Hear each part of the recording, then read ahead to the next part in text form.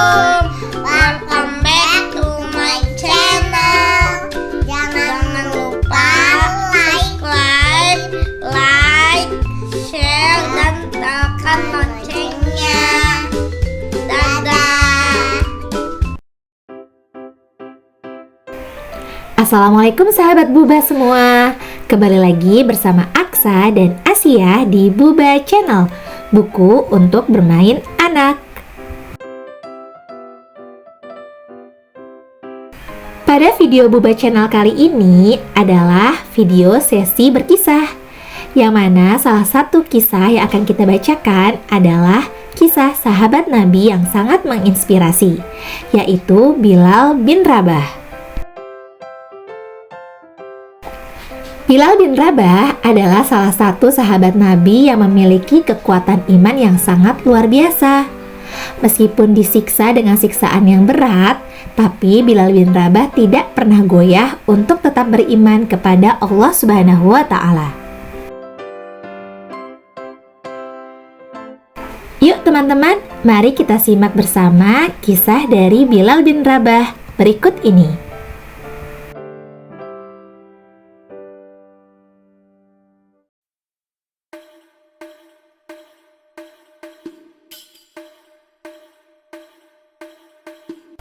Bilal bin Rabah adalah orang yang mengumandangkan azan pertama kali di dunia.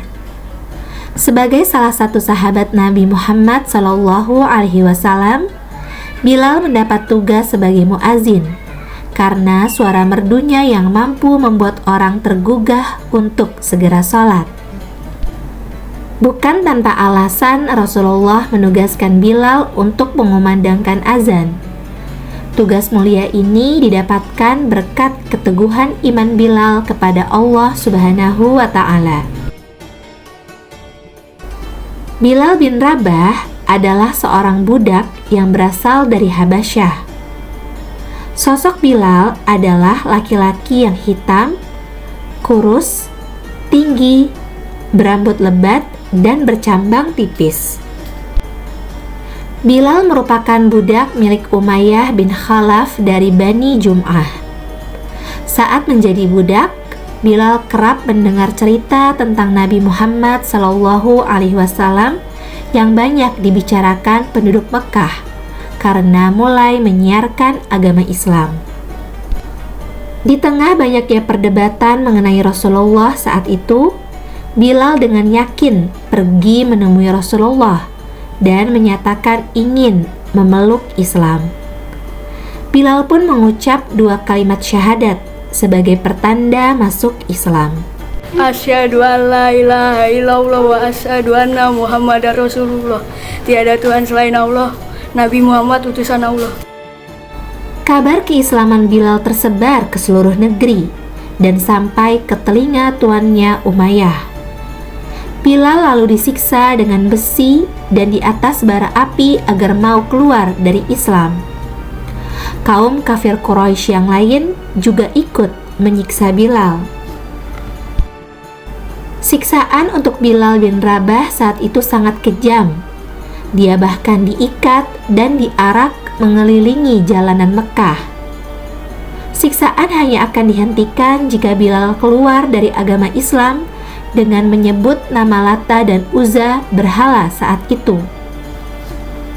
Alih-alih mengikuti perkataan tuannya, Bilal justru bersenandung.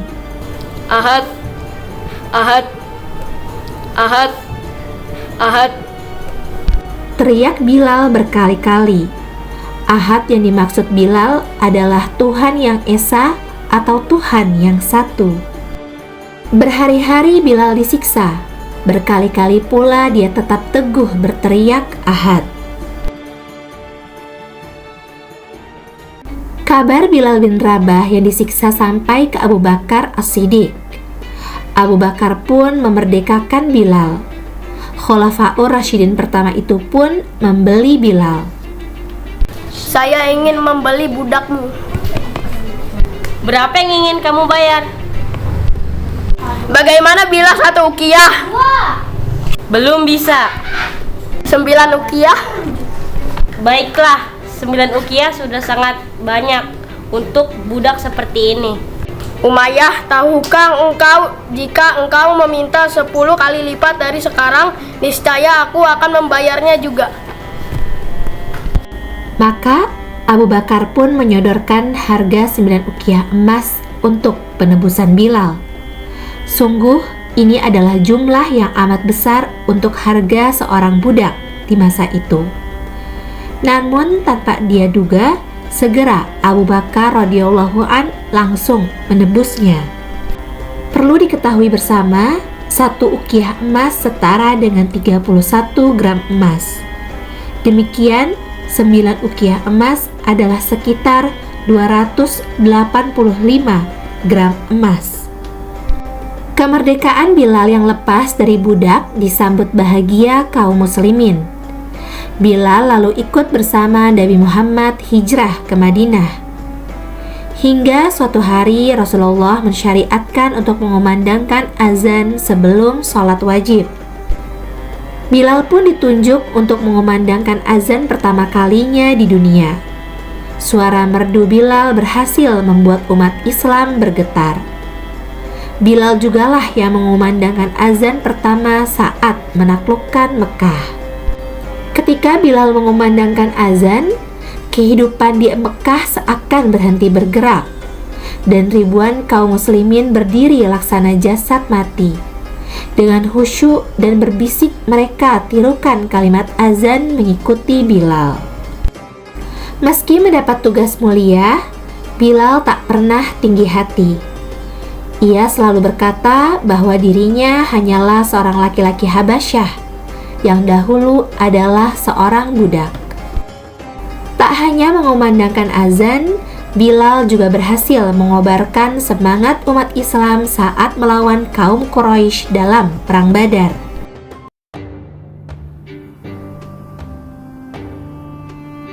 Hari berganti hari, waktu pun terus berjalan. Saatnya tiba Rasulullah meninggal dunia. Pada saat itu, Bilal tak mampu lagi mengumandangkan azan. Saat Rasulullah Shallallahu Alaihi Wasallam wafat dan ketika sholat akan dikumandangkan, Bilal pun segera berdiri untuk melaksanakan kewajibannya. Saat itu jasad Rasulullah Shallallahu Alaihi Wasallam masih terbungkus kain kafan dan belum dikebumikan. Maka ketika Bilal sampai pada kalimat Asyhadu anna Muhammadar Rasulullah, tiba-tiba suaranya terhenti. Bilal menangis, ia tidak sanggup mengangkat suaranya lagi. Bilal merasakan betapa sedihnya ditinggalkan oleh manusia yang paling dicintainya. Tangisan Bilal itu pun diiringi oleh kaum muslimin yang hadir. Mereka semua menangis karena ditinggal pergi sang kekasih. Sejak kepergian Rasulullah Shallallahu Alaihi Wasallam, Bilal hanya sanggup mengumandangkan azan selama 3 hari. Setiap sampai pada kalimat Asyhadu anna Muhammadar Rasulullah, ia langsung menangis terseduh-seduh. Begitu pula kaum muslimin yang mendengarnya larut dalam tangisan pilu.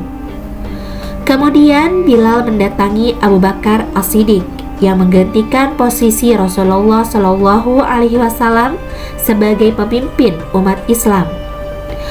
Ia memohon agar diperkenankan untuk tidak mengumandangkan azan lagi. Ia seakan tidak sanggup melakukannya. Permohonan itu pun dikabulkan Abu Bakar. Sejak saat itu, Bilal tak pernah lagi menjadi muazin bagi seseorang pun. Sedemikian sedihnya Bilal akan kehilangan Rasulullah.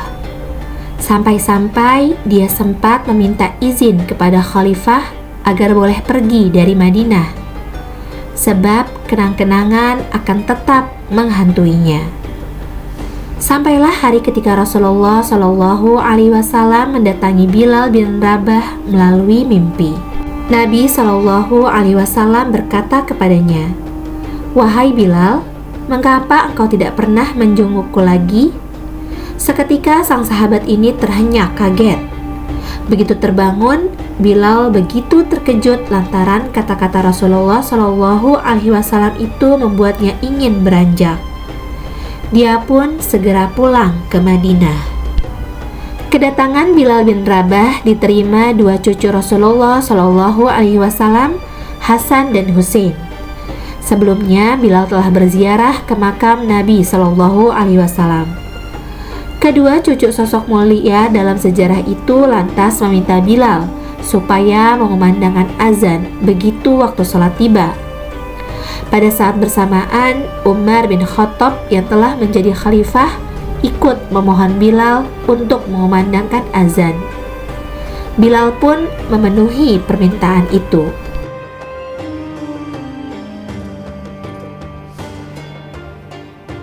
Saat Bilal mengumandangkan azan, inilah saat-saat yang teramat dirindukan segenap warga Madinah. Kota itu seakan-akan diliputi kebisuan. Hanya suara azan Bilal yang menggema ke segala penjuru. Namun, azan yang dikumandangkannya tidak sampai utuh. Saat ia menyerukan lafaz Allahu Akbar untuk kemudian disambung dengan asyhadu alla ilaha illallah, Bilal tampak masih sanggup meskipun air mata mengalir di wajahnya. Begitu hendak mengumandangkan asyhadu anna Muhammadar Rasulullah, sontak seluruh penduduk Madinah menangis dan meratap. Mereka teringat akan masa-masa indah bersama Rasulullah Shallallahu Alaihi Wasallam. Umar bin Khattab pun paling keras suara tangisannya. Bilal pun tak sanggup meneruskan azannya. Air matanya terus mengalir. Hari itu menjadi azan pertama dan terakhir bagi Bilal setelah Rasulullah Shallallahu Alaihi Wasallam wafat. Azan yang tak bisa dirampungkan. Perasaan Bilal masih belum kuasa untuk tetap tinggal di kota Nabi Madinah. Hanya beberapa hari di sana, Bilal bin Rabah pun pergi ke Damaskus. Sampai ajal menjemputnya, Bilal bin Rabah menetap di Damaskus. Ia pun wafat pada tahun 20 Hijriah.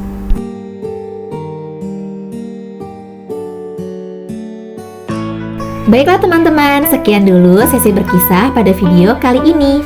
Jangan lupa untuk klik like dan subscribe-nya ya.